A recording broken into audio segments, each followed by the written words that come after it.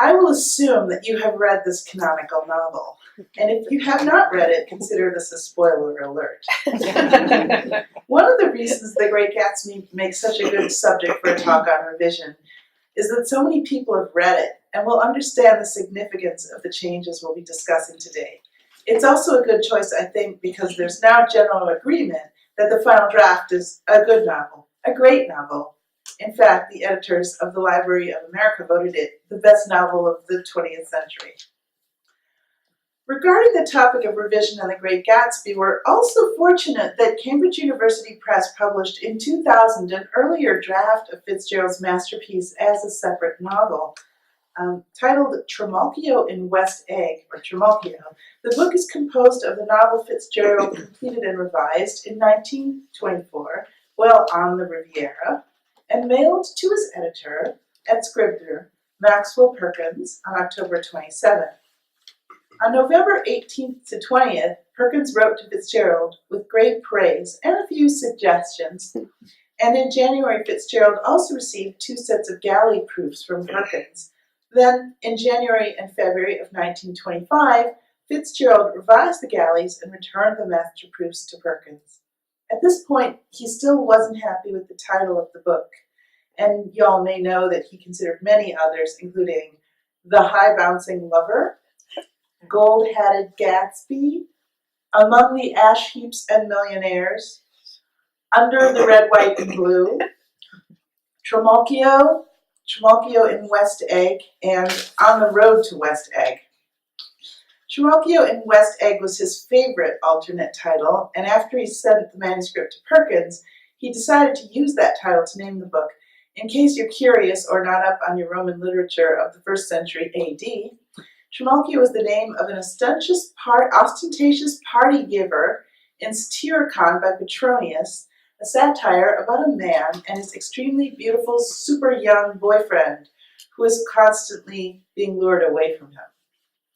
Perkins weighed in that his colleagues did not think Trimalchio would be a good title, and Fitzgerald's novel was published in April 1924 under the title The Great Gatsby. Before writing The Great Gatsby, as you may know, Fitzgerald published 2 novels, This Side of Paradise and The Beautiful and the Damned. Although they established him as an excellent stylist and a popular young writer of the moment, these were uneven novels, rising occasionally to heights of shivering lyricism, but just as frequently descending into the territory of, if you don't mind my saying so, puerile fantasies about girls he knew, feeble pick-up notes from the Ivy Leagues, and rambling and desultorily episodic structures. But Fitzgerald had higher ambitions for Gatsby. In 1923, he wrote, "I want to write something new, something extraordinary plus beautiful plus simple plus intricately patterned." He told Perkins that the novel would be a, quote, consciously artistic achievement and a purely creative work, not trashy imaginings as in my stories, but the sustained imaginings of a sincere yet radiant world. He began the book for real after 2 years of false starts. Early explorations yielded the story Winter Dreams. He discarded a prologue of 18,000 words, turning it into the short story Absolution, because he thought that the prologue, quote, interrupted with the neatness of the plan. When he finished Trimalchio in 1924, he wrote to Perkins, "I think that at last I've done something really my own. But how good my own is remains to be seen." Why mention Fitzgerald's ambition for Gatsby? Because I think it could be just an illustration of the way that it is possible for a writer to will him or herself into improvement. In Gatsby, Fitzgerald made up his mind to try to be as good as he could possibly be. It's possible, in other words, that you just have to make up your mind that you're going to try to be really, really good. This is what keeps people from stopping work on their story after one revision, and it's what propels them into the 11th draft. So I guess today I wanted to talk about the difference between good and great.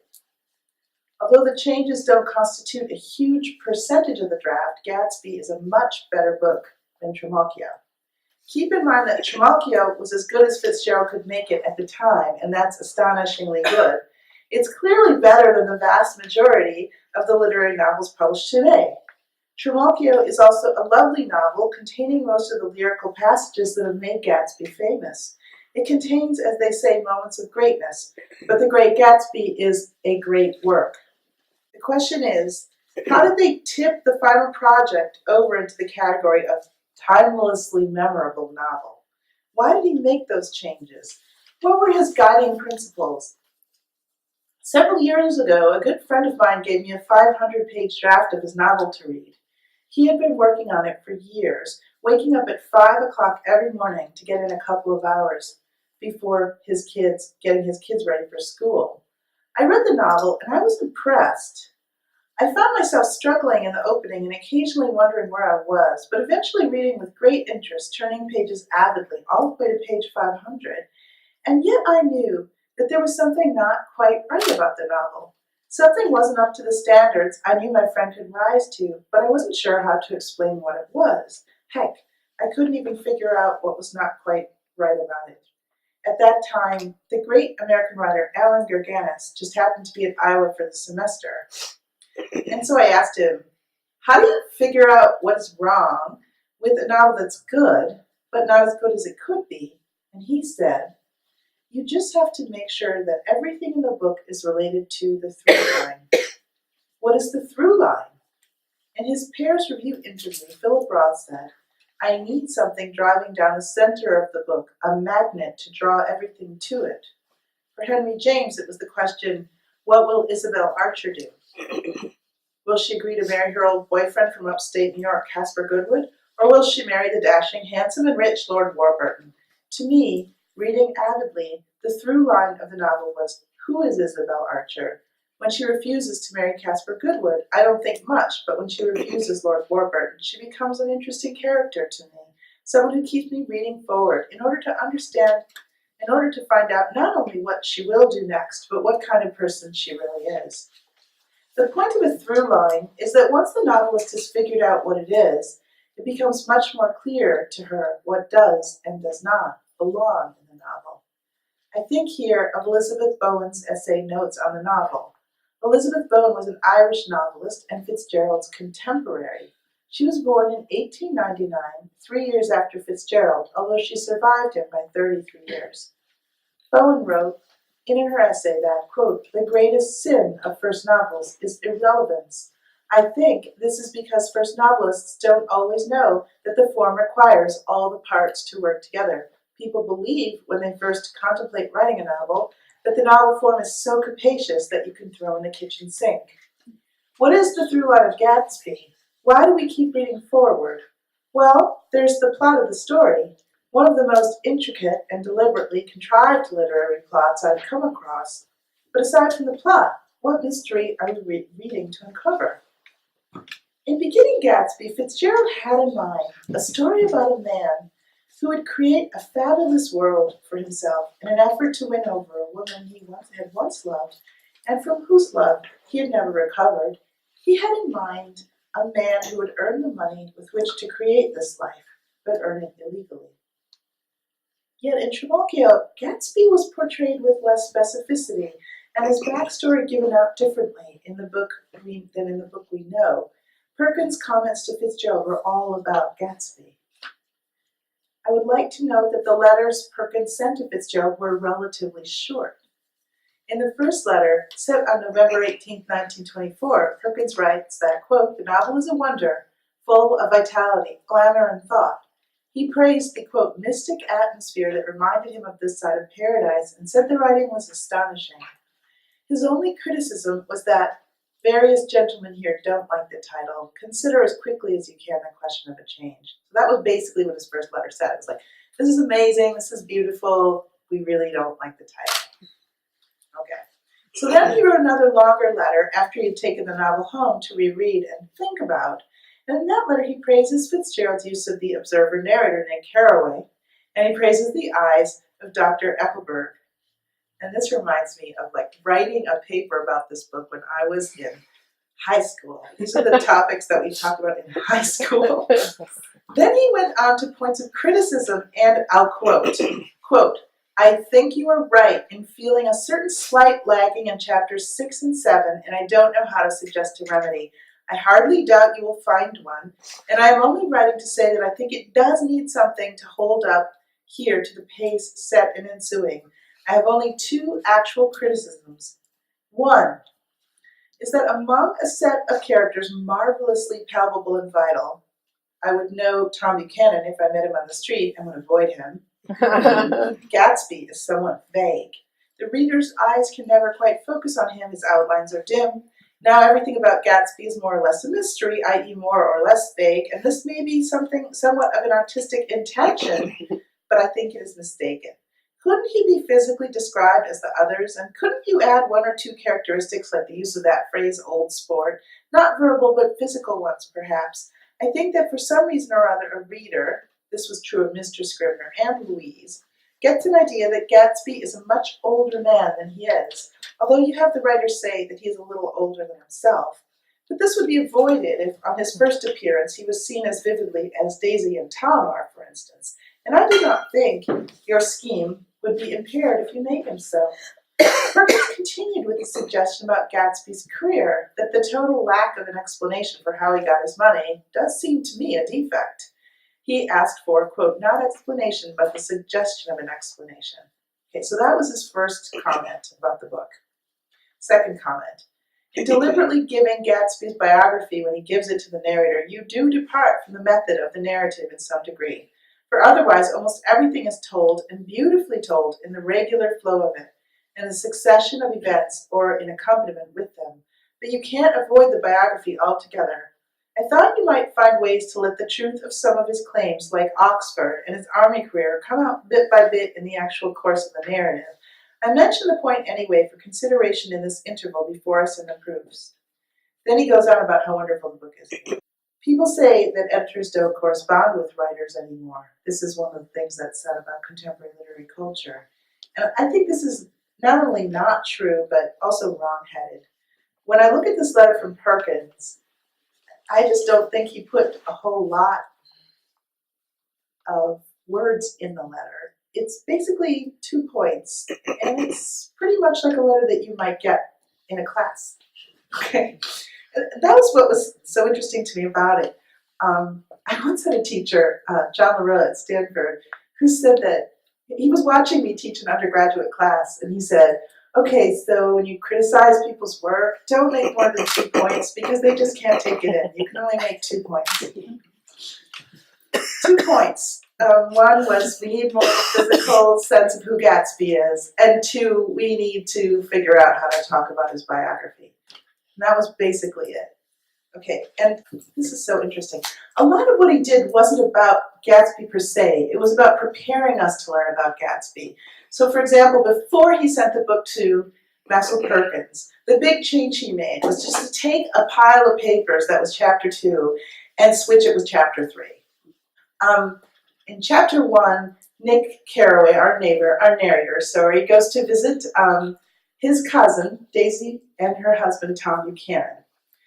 And at the end of that visit, and he learns that Daisy's unhappy in her marriage and that Tom, for some reason, is sort of dissatisfied with life as well.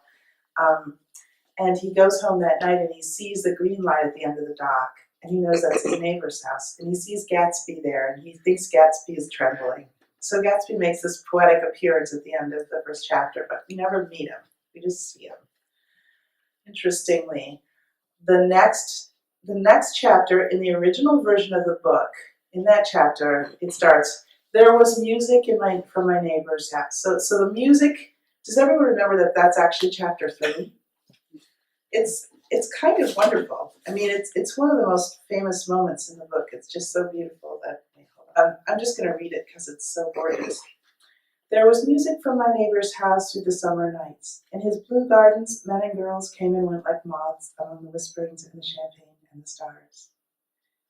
Okay, so in the first version, what you get is, I could have sworn he was trembling, end of chapter 1. Involuntarily I glanced seaward and distinguished nothing except a single green light, minute and far away, that might have been the end of the dock. When I looked once more for Gatsby, he had vanished, and I was alone again in the unquiet darkness.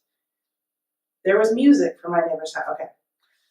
Chapter 2 goes like this.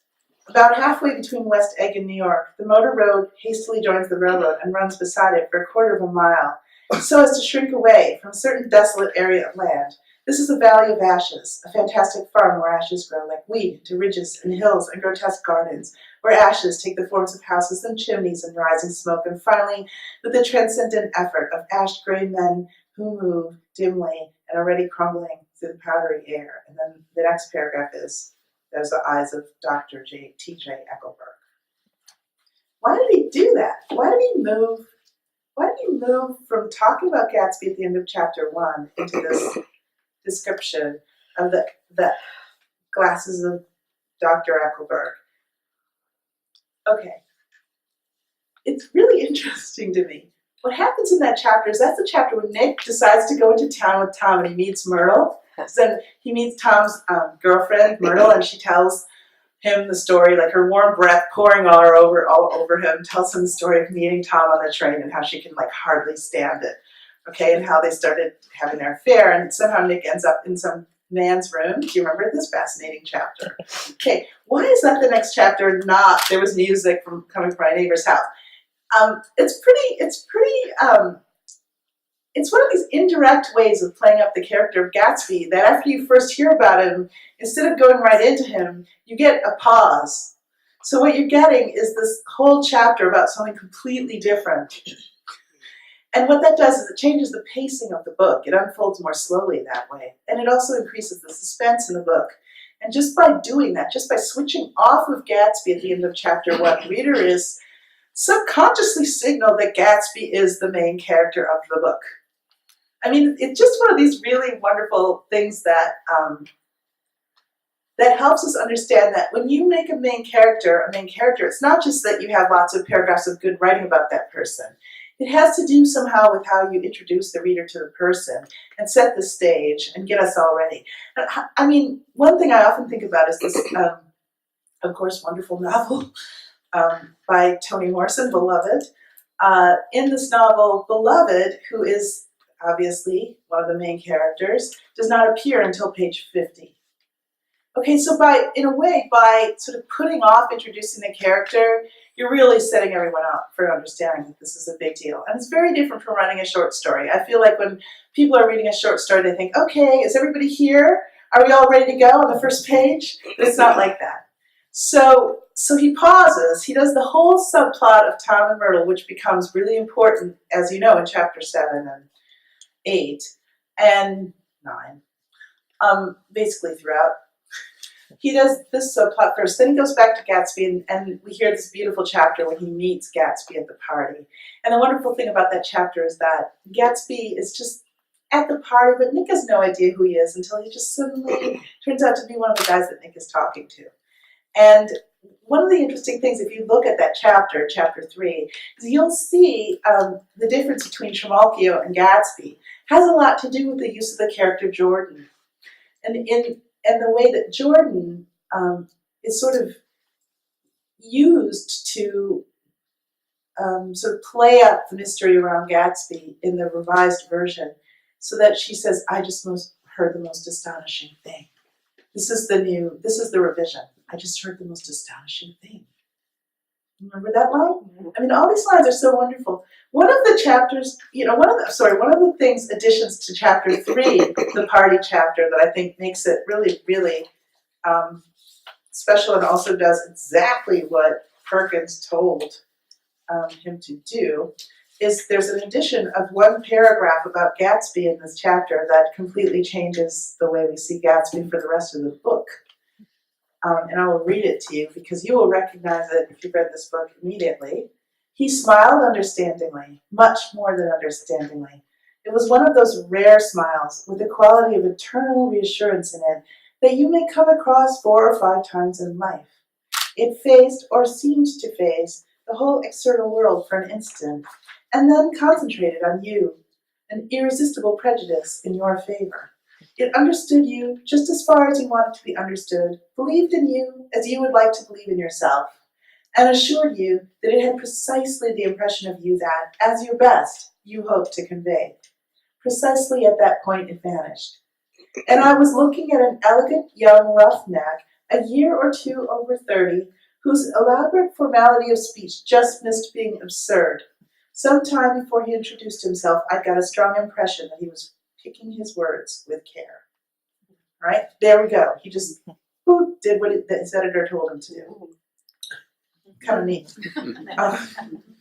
Okay, check. And really, now that you've got that in your mind, you think Gatsby's slightly over 30 for the rest of the book, and that the formality of his words just misses being absurd, and you just have a way of seeing and understanding him.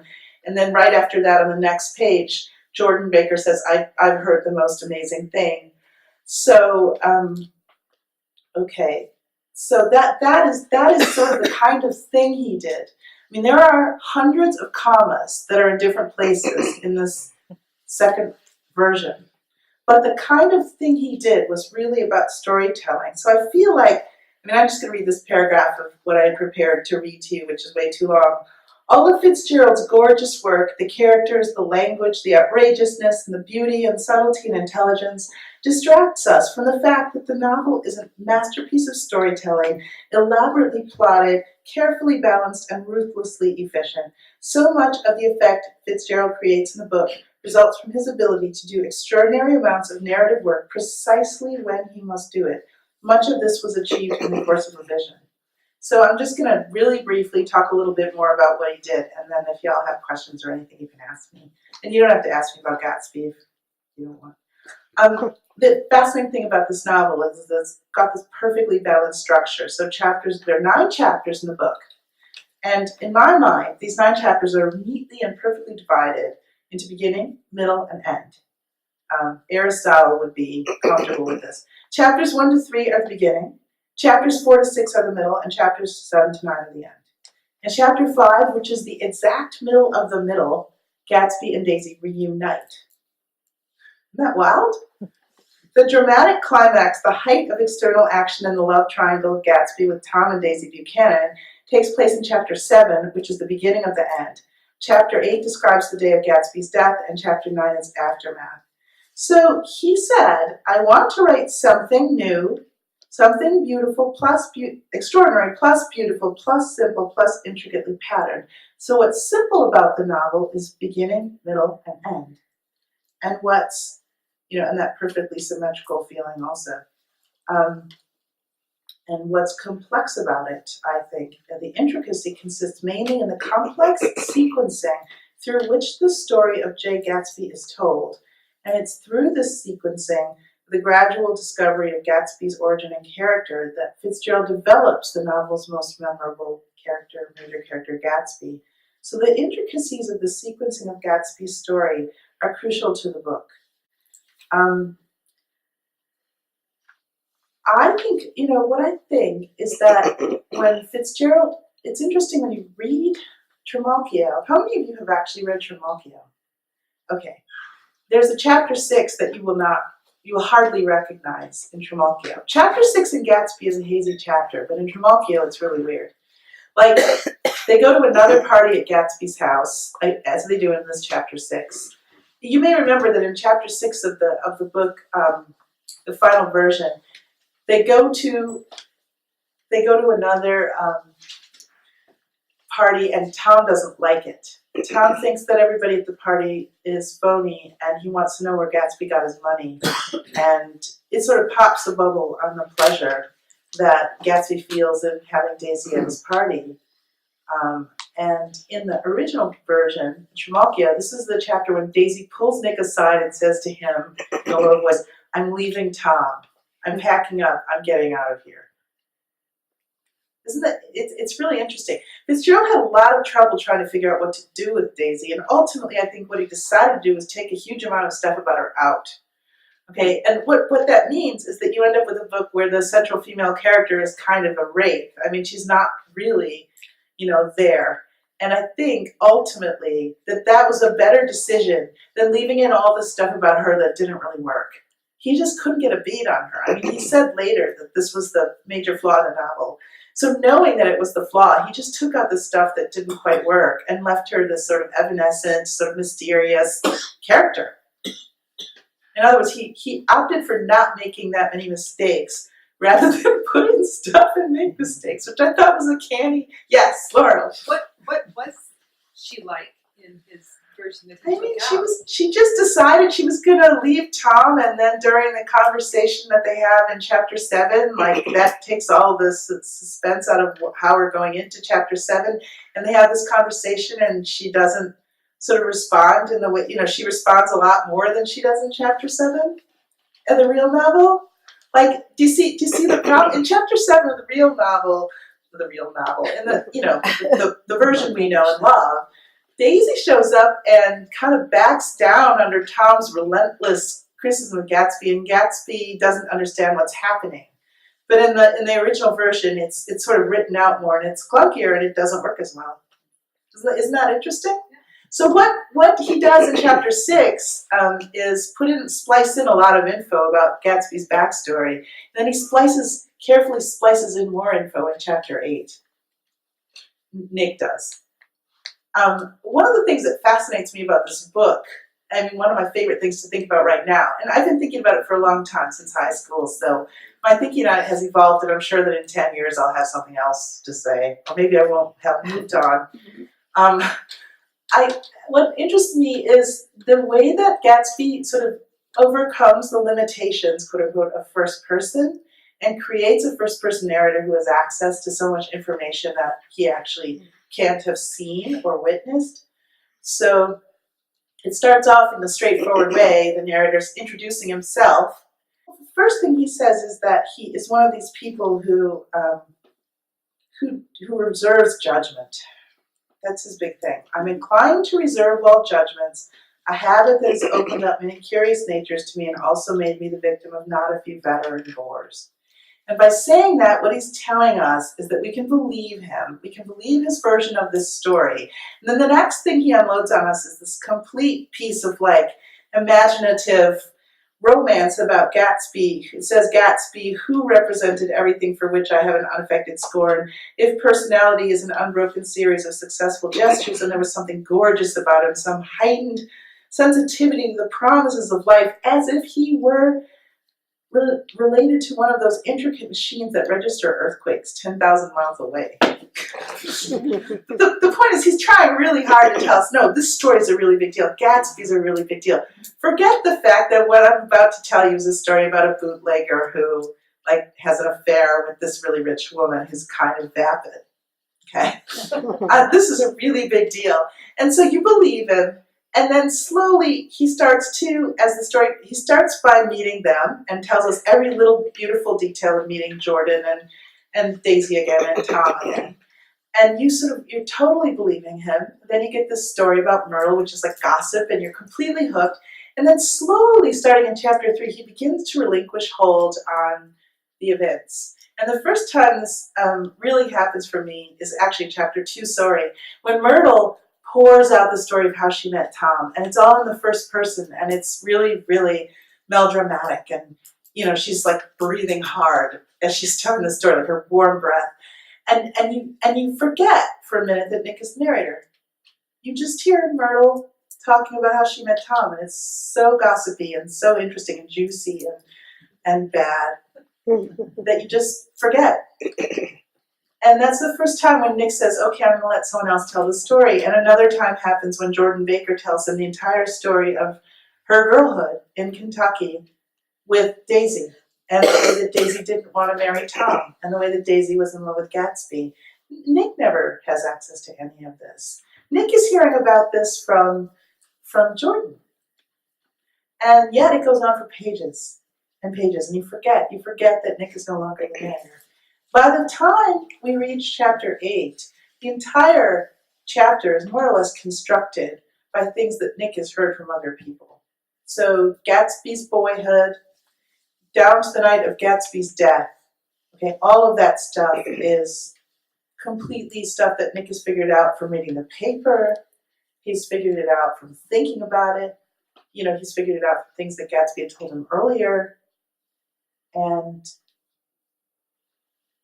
And he's ceased controlling, seeming to control as witness the story. Instead, he's controlling it as the storyteller. He's controlling it in such a way that you see Gatsby's death exactly the way he wants you to see it. He's picking and choosing all the information at large, and he's just putting it into the story in this masterful way. All that stuff was what Perkins told Gatsby to do. He didn't say, do that, make it beautiful. He said, there's something about this. Can you just kind of work Gatsby's backstory into this the way I know you can do? And there he did it. And frankly, this portrait of Gatsby, the beginning of his life to the end of his life, when his father shows up, and we learn that when he was a young man, Gatsby had this list of things he wanted to do every day because he wanted to achieve so much in life. He was so ambitious. All of that forms the whole second half of the book and the part of the book that leaves you remembering Gatsby as a character long after you finish reading the book. And that's why I think Fitzgerald was wrong about calling the book Trimalchio exactly, that it really probably should have been called The Great Gatsby, that the title was actually the right title. Even though it's a little rough. I mean, the title's a little, out there. So I think that the two things that Perkins told Fitzgerald to do, for me, raised the book on a level from being a really good book to being a great book. And if you reread it, looking for the parts, the way in which Fitzgerald syncopates the storytelling throughout the book, beginning with chapters 1, 2, and 3, and then ending, with this marvelous description of what happened in chapter 8, and then finally in chapter 9, you'll think, boy, he was really a master of the first person. There's an essay by Rick Russo. I don't know how many of you are fans of Rick Russo, in which it was called, it was basically about writing, it was called In Defense of Omniscience. And in the book, Russo says that everything should, more people should write in the omniscient voice, which is fine. That's a perfectly good idea. But he, I think, is totally off target when he says that Gatsby should be written in the omniscient voice. He said, he was working so hard to try to get all this stuff in first person that could have easily been told omnisciently. But the fact is that wrapping it into the first person is one of the major accomplishments, one of the most amazing things about Gatsby, that this one person could have put Nick could put so much energy and passion into creating this sort of bubble of a character. That's what makes the book so wonderful, I think. I'm curious about Fitzgerald's editor, Maxwell Perkins. How did he work? You mentioned 2 letters. Well, this is interesting. So the Scribners had this printing deal that's really different from the way books are printed now, where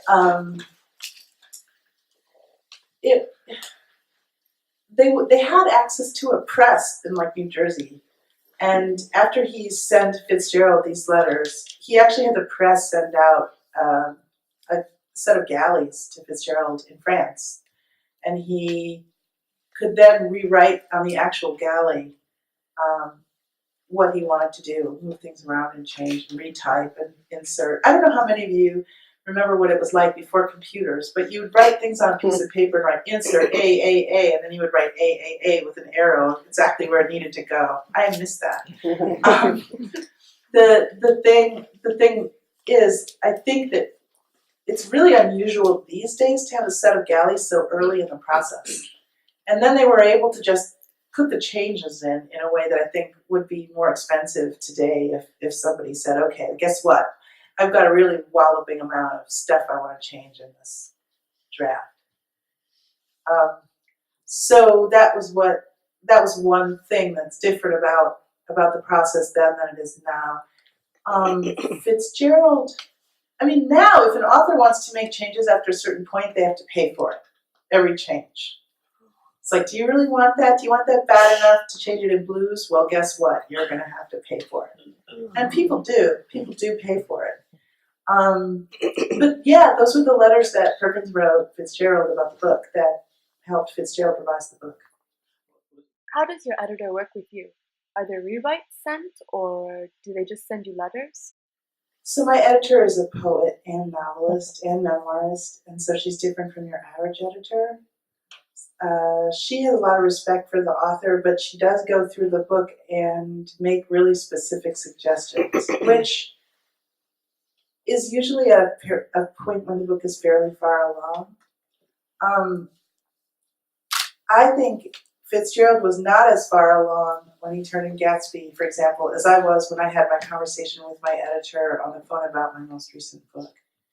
And I think in some ways the slowness of communication in the 1920s, where literally a manuscript would take quite a while to arrive overseas, and then a person would be allowed a certain amount of time to respond.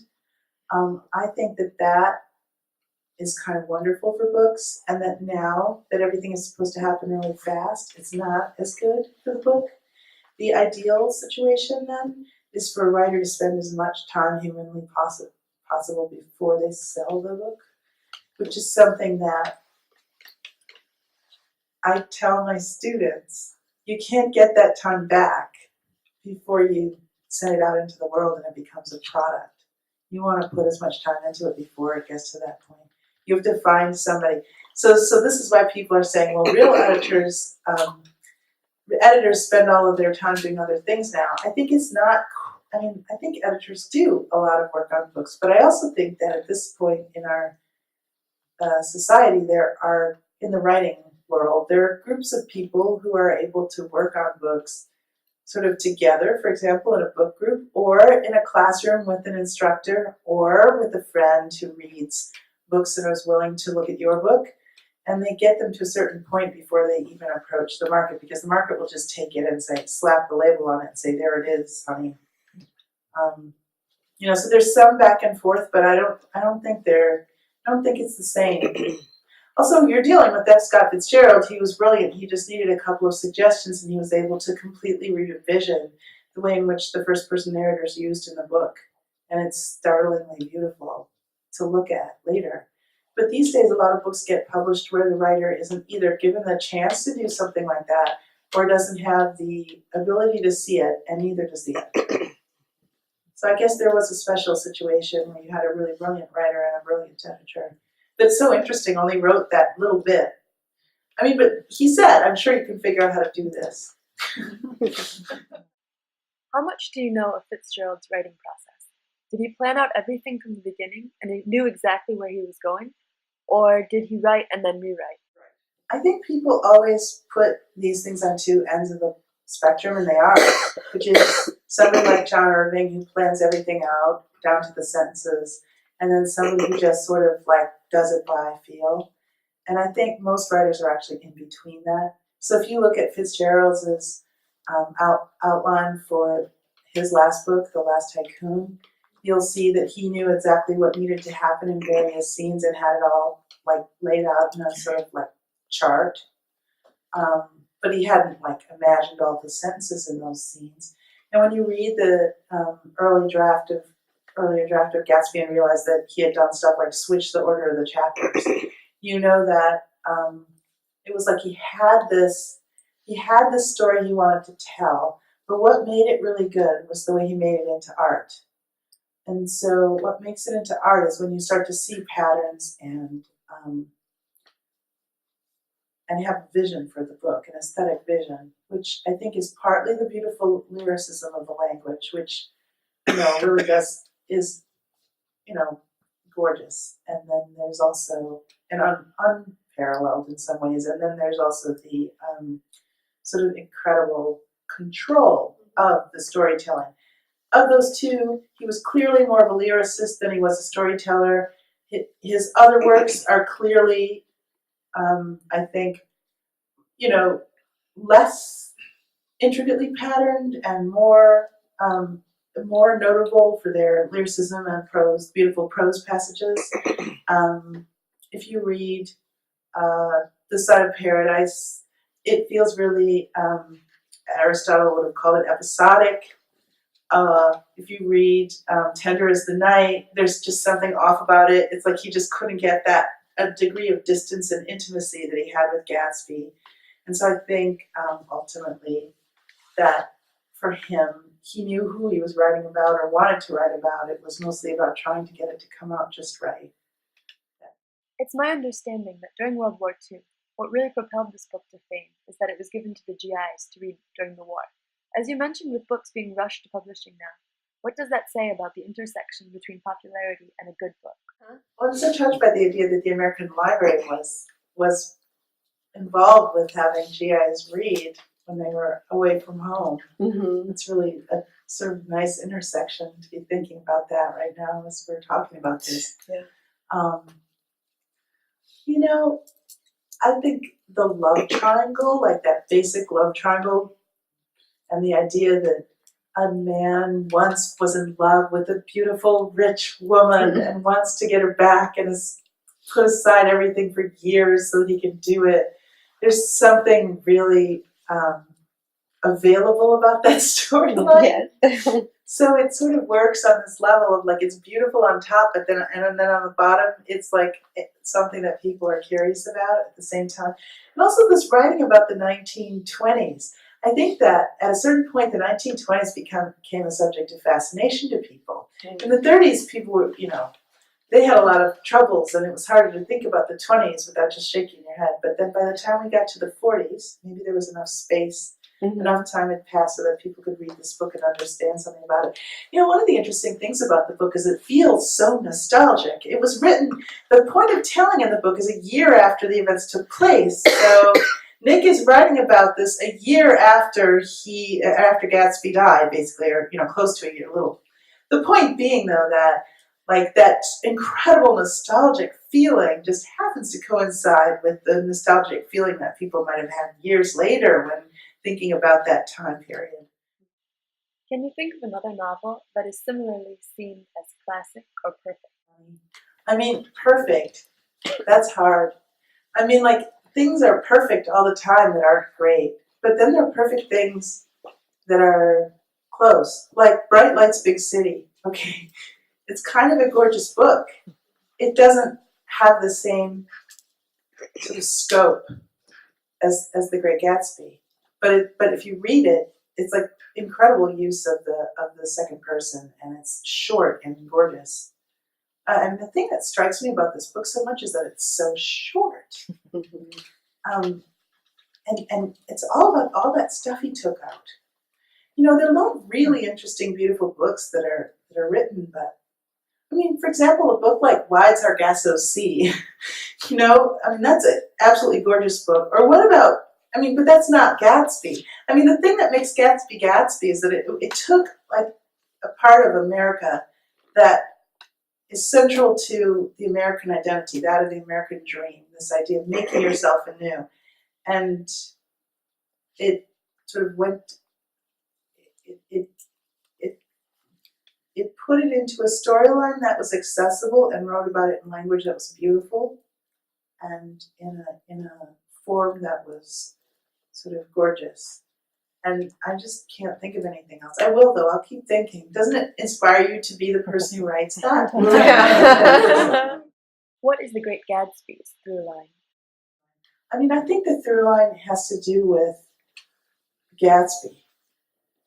I think that Perkins is who was Gatsby and why was he the way he was. My problem with through lines personally as a writer is that I tend to sort of get abstract with them. Like Henry James, my idea of what Isabel Archer, in Portrait of a Lady, I thought it was who is Isabel Archer? And every scene, every decision that she makes it more clear who she is. But actually, James's through line was, what will Isabel Archer do? Which is much more concrete. And like, if you ask me what the through line of this book is, it's like, well, who is Jay Gatsby? But it's probably something else, something more concrete. One of the things is, one of the buried issues is it's really about Nick trying to persuade us that Gatsby is great. Mm-hmm. But I don't know, that doesn't just grab you, does it? Yeah. Who actually decided that the title would be The Great Gatsby? Oh, the editors at Scribner decided, but I don't know which one. It sounds like Louise Maxwell Perkins and Scribner himself must have got together and had a little marketing meeting. Oh, yes. Anything else? Which title did you like? I like The Great Gatsby, I guess. It's sort of crass compared to the other ones, but it's much more clear what's going on in the book if that's the title. In your classes, do you use that Fitzgerald Perkins relationship as an example that writers might want to consider what editors are telling them? Most of my students don't have editors. Most of my students are at a pre-editorial stage, and what they have is their friends and co-readers and classmates telling them stuff. And one of the biggest problems in class is that you can't figure out, like, you can't untangle the critique you get. Someone will say, oh, I loved the beach ball, and someone else will say, oh, I hated the beach ball. And then you leave and you're thinking, maybe I'll just leave in the beach ball. You know? I think one of the things that one of the tricky parts about being a writer is to understand what you want the book to be like, and then to take the criticism that helps you realize your own desires for the book. In this situation, it just happened that Perkins sort of understood Fitzgerald's vision for the book. But actually, I just talked to my friend, the one who had been writing that book, and it was 500 pages, and actually he's on the verge of getting an agent. And the problem is that she was talking about the book to him, and one of the things she said about the book felt all wrong to him, and now he's not really sure if that would be the agent for him. Because she has to go out there and talk about it. If she talks about it and she's saying things that don't really agree with the way he sees it, then it's not really a good fit. But see, like somebody mentioned, should we just listen to our editors? And the answer is, if you think that they have your vision at heart, in their hearts, then yes. The problem is it's really hard to sort out your vision, your ego, your ambitions for the book from who they are. If an agent says to you, oh, I loved your book, but I just think you should make the main character into a rabbit. Do you do that? Or say if Richard Adams were the main character, say, I just don't think these characters should be rabbits. It's so tricky. I think ultimately, this is the thing that sort of fascinates me, watching a lot of people write and writing myself, is that you have to have a really, really strong sense of what you want for your work. And it doesn't, and then you have to be able to divorce yourself, your ego, from that vision. And those are the two things that seem to matter the most. So that you can say to yourself, all right, maybe she's right. Maybe this character should be, a tortoise. Okay. Or maybe I'm just gonna not work with that person, and I'm gonna just keep finding and wait for somebody who really understands me. Personally, I would find it distracting to have lots of people reading your book with lots of different opinions. It is interesting because writing does seem to be a process which the artist shares, whereas with painters and sculptors, it's not the case. One of the things that fascinates me about visual art, being married to a painter, is that it doesn't take very long to look at a painting.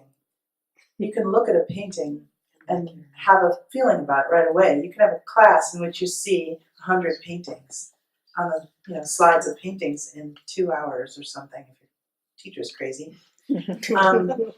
But it takes a really long time to read a novel. So one of the problems is if somebody's willing to go all the way through it and read it, you kind of want to know what they have to say. Yeah. You have to give them some credit. It's like different. There's a different thing going on there. I think one of the most interesting things about being a writer is to find people in your life who can read your work and give you feedback that makes sense to you.